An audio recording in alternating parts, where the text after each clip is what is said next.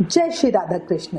भक्तों, क्या आप जानते हैं कि कार्तिक मास में सुबह सुबह स्नान करने से इतना पुण्य मिलता है जितना अश्वमेध करने से मिलता है।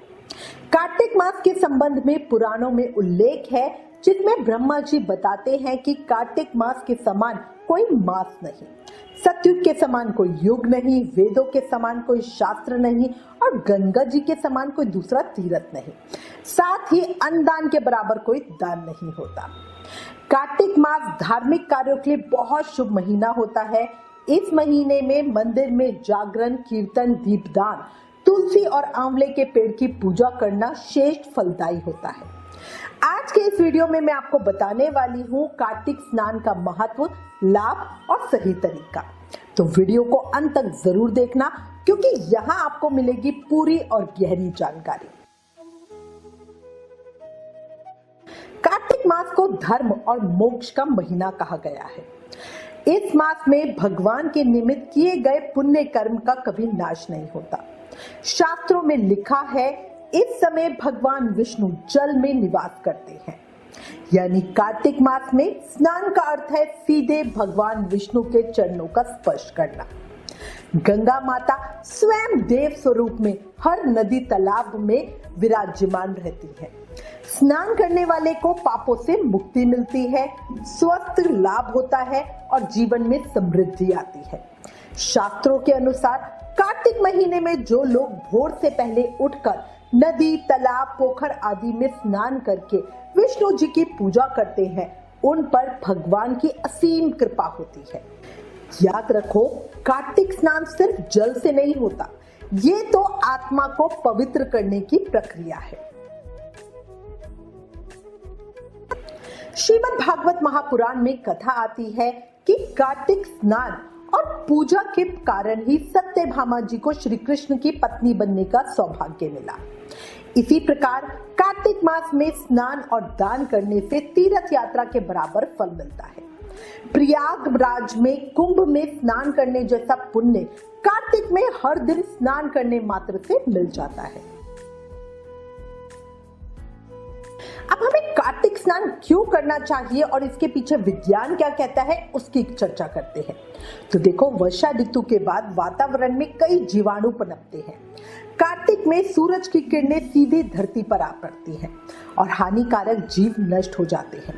सुबह की ठंडी हवा में ऑक्सीजन अधिक होती है जिससे प्रतिरोधक क्षमता बढ़ती है। यही कारण है कि कार्तिक स्नान शरीर के लिए भी स्वास्थ्यवर्धक होता है। शास्त्र और विज्ञान दोनों कहते हैं कार्तिक स्नान जीवन का वरदान है। अब बात करते हैं कार्तिक स्नान करना कैसे है। तो देखो, भोर में उठकर तारे दिखाई देते रहे उस समय में स्नान करें। नदी, तालाब, पोखर आदि में स्नान करना चाहिए। कार्तिक का नियम कहता है कि हमें घर से बाहर स्नान करना है, पर अगर ये संभव ना हो तो घर पर ही गंगा जल, तिल और आंवले के रस से स्नान करें। गृहस्थ लोगों के लिए बताया हुआ है काले तिल और आंवले के चूर्ण से स्नान करना चाहिए। सन्यासियों को तुलसी की जड़ की मिट्टी लगाकर स्नान करना चाहिए, ऐसा हमारे शास्त्रों के अंदर विधान है। स्नान के बाद शुद्ध वस्त्र पहने। शुद्ध वस्त्र का मतलब होता है साफ धुले हुए कपड़े। जो पहले पहन रखे हो ऐसे कपड़े हमें नहीं पहनने चाहिए।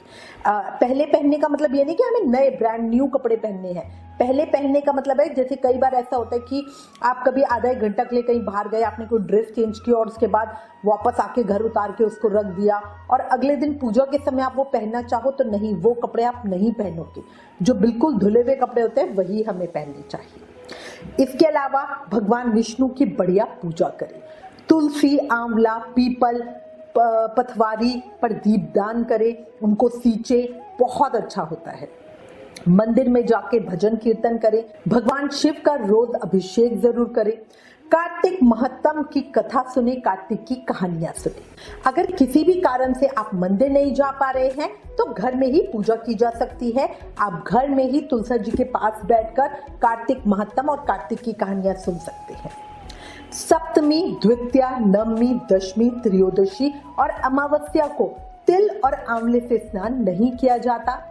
कार्तिक स्नान करने वाले को कार्तिक मास में तेल भी नहीं लगाना चाहिए, इस चीज को स्पेशली याद रखना।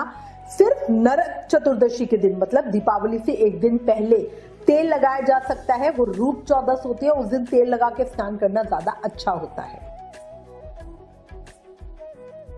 देखो, कार्तिक मास में कार्तिक व्रत किया जाता है जिसमें साधक पूरे महीने एक समय भोजन का नियम लेता है। कार्तिक व्रत करने वालों के लिए एक कुछ चीजें वर्जित बताई गई है, अर्थात कुछ चीजें उन्हें नहीं खानी चाहिए। व्रत करने वालों को कार्तिक में कुछ चीजों का त्याग कर देना चाहिए। तो क्या है ये चीजें? कार्तिक व्रत के समय छोड़े जाने वाली चीजें मैं आपको थोड़ा सा डिटेल में बता देती हूँ ताकि आप उनको नोट कर सको। ये तो हम सबको पता है, मांस, मदिरा, पान, तंबाकू, धूम्रपान, ये सब तो बिल्कुल नहीं। प्याज, लहसुन ये भी नहीं खाना चाहिए।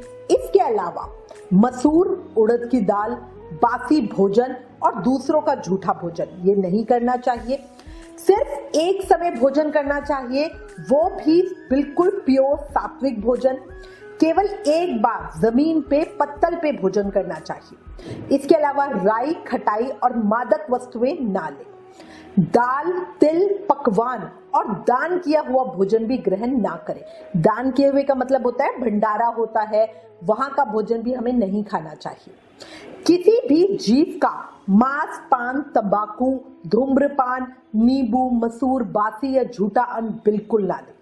इसके अलावा गाजर, मूली, लौकी, काशीफल, तरबूज, मट्ठा, मसूर, प्याज, सिंघाड़ा, कासे में भोजन, भंडारे का भोजन, सूतक या श्राद्ध का अन्न आदि का उपयोग भी व्रत में नहीं करना चाहिए। इन चीजों का त्याग करना कार्तिक में बहुत अच्छा होता है। हर निवाला आपको स्वर्ग के एक कदम करीब ले जाता है कार्तिक में, बट अगर आप ये चीजें खाते हो तो आप एक कदम पीछे होते जाते हो। इसके अलावा एक और चीज का ध्यान रखना, अपने घर के सिवा हमें किसी और का भोजन भी नहीं करना चाहिए। कार्तिक व्रत रखकर अगर आप किसी और के घर का भोजन खाते हो, किसी रिश्तेदारी में गए, शादी ब्याह में गए, कहीं भी गए, तो आप अपने व्रत का पुण्य उन लोगों को दे देते हो। कार्तिक मास में दिया गया दान अक्षय रूप से प्राप्त होता है। अन्नदान सबसे बड़ा पुण्य है। कपड़े, ऊनी वस्त्र, आंवला और केले का दान करना बहुत श्रेष्ठ है। मंदिर में दीपदान, वस्त्र या आभूषण को अर्पित करें। देखो, अब ये हमें समझ में आ गया कि कार्तिक में हमें व्रत करना चाहिए। कार्तिक व्रत होता है एक समय, पूरे महीने एक समय भोजन करना। बट इसी में ना कार्तिक में हमें कुछ विशेष अलग अलग तरीकों के व्रत बताए गए हैं। तो जैसा पहला है कार्तिक में तारा भोजन का व्रत। कार्तिक में ये व्रत करने पर रात को तारों को अर्घ्य देने के बाद, तारों को जल अर्पित करने के बाद तारों की छांव में ही भोजन किया जाता है। व्रत पूरा होने पर व्रत का उद्यापन किया जाता है। दूसरे तरीके का व्रत होता है छोटी सांकली व्रत। छोटी सांकली के व्रत में पूनम से व्रत शुरू होता है। 2 दिन छोड़कर एक दिन उपवास रखा जाता है। बीच में रविवार या एकादशी हो तो उस दिन भी उपवास रखा जाता है। इस तरह पूरे महीने व्रत करते हैं। व्रत पूरा होने पर व्रत का उद्यापन किया जाता है। कार्तिक में एक और व्रत आता है बड़ी सांकली व्रत। बड़ी सांकली का व्रत पूनम से ही शुरू किया जाता है।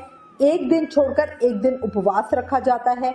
बीच में रविवार और एकादशी आने पर उस दिन भी उपवास रखते हैं।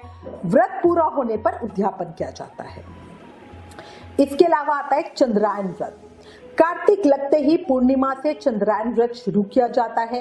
एक पाटे पर भगवान की तस्वीर रखकर बगल में जौ उगाए जाते हैं। इसे हम पथवारी पूजन भी कहते हैं। 1 महीने तक अखंड दीप प्रज्वलित किया जाता है। रोजाना पूजा की जाती है। एक तुलसी का पत्ता और गंगा जल रोजाना लिया जाता है। गमले में तुलसी का पौधा रखें और रोजाना तुलसी की पूजा करें। पूनम से 1 कौर बादाम के हलवे को खाकर व्रत को शुरू करके अगले दिन 2 कौर, फिर इस प्रकार हर दिन 1-1 कौर बढ़ाते हुए अमावस्या तक आने तक आपके 15 कौर खाए जाते हैं। इसके बाद 1-1 कौर कम करते हुए पूनम के दिन 1 कौर लिया जाता है। इसके बाद पूनम के दिन अच्छे से पूजा करके रात को हवन किया जाता है। दूसरे दिन ब्राह्मणियों को भोजन करा के दक्षिणा आदि देके विदा करके व्रत को पूर्ण किया जाता है। अच्छा, कार्तिक में एक और व्रत आता है भीष्म पंचक व्रत या पंचभीकु व्रत। ये कार्तिक मास के शुक्ल पक्ष की एकादशी से पूर्णिमा तक अंतिम 5 दिनों का व्रत होता है। 5 दिन तक अन्न ग्रहण नहीं किया जाता। इस व्रत में शाकाहारी, भूमि पर शयन और ब्रह्मचर्य का पालन बहुत जरूरी होता है। सुबह भगवान की पूजा विधि विधान से करके ओम नमो भगवते वासुदेवाय इस मंत्र का कम से कम 108 बार जाप, मतलब 1 माला जरूर करें। 5 दिन तक अखंड दीप प्रज्वलित करें। व्रत के बाद भीष्म जी के लिए तर्पण किया जाता है, अर्घ दिया जाता है। अर्घ देने के बाद विधि विधान से श्रीहरि का पूजन किया जाता है। ब्राह्मण भोजन के बाद अन्न ग्रहण किया जाता है। इसी में एक और व्रत आता है, नारायण तारायण व्रत। कार्तिक प्रारंभ होने के पहले दिन तारों को अर्घ देके भोजन करें। कार्तिक के दूसरे दिन दोपहर को भोजन करें। तीसरे दिन निराहार व्रत करें। इस तरह से पूरे कार्तिक मास इस क्रम को पूरा करें। व्रत उद्यापन में चांदी का तारा या 33 पेड़े ब्राह्मण को दान करें। ये व्रत नारायण तारायण व्रत कहलाता है। कार्तिक मास में आप चाहे जो भी व्रत करें, लेकिन उद्यापन करते समय जोड़े से ब्राह्मण को भोजन कराएं और वृद्ध महिला को साड़ी और सुहागन महिला को सुहाग की सामग्री दान दे दें। अंत में याद रखो, कार्तिक मास सबसे पवित्र महीना है। स्नान, दान, व्रत और भक्ति से जीवन पवित्र और सफल बनता है। ब्रह्मा जी कहते हैं, कार्तिक मास के समान कोई मास नहीं, गंगा के समान कोई तीर्थ नहीं और अन्नदान के समान कोई दान नहीं। आप कार्तिक मास में कौन सा नियम ले रहे हैं, हमें कमेंट में जरूर बताना। कार्तिक स्नान करने वाले को कड़वे वचन, झूठे बोल और ईश्वर द्वेष आदि ये जो विकार होते हैं, कलयुग की बुराइयां, इनसे बचना चाहिए। क्योंकि कार्तिक में हम कुछ अच्छा करके शुभ फल लेना चाहते हैं और कुछ भी ये करके ना हम पूरा का पूरा फल खो देंगे। इसके अलावा गुरु, स्त्री, महात्मा, देवता, ब्राह्मण आदि की निंदा भी नहीं करनी चाहिए। इसी के साथ मैं उम्मीद करती हूँ इस वीडियो में दी गई जानकारी आपके लिए उपयोगी होगी। इससे रिलेटेड अगर आपके पास कोई भी कमेंट या सजेशन है तो प्लीज हमें लिखें। ज्ञान बांटने से बढ़ता है, इसलिए इस वीडियो को ज्यादा से ज्यादा शेयर करें। Please like, share and subscribe. Thank you. जय श्री राधा कृष्ण।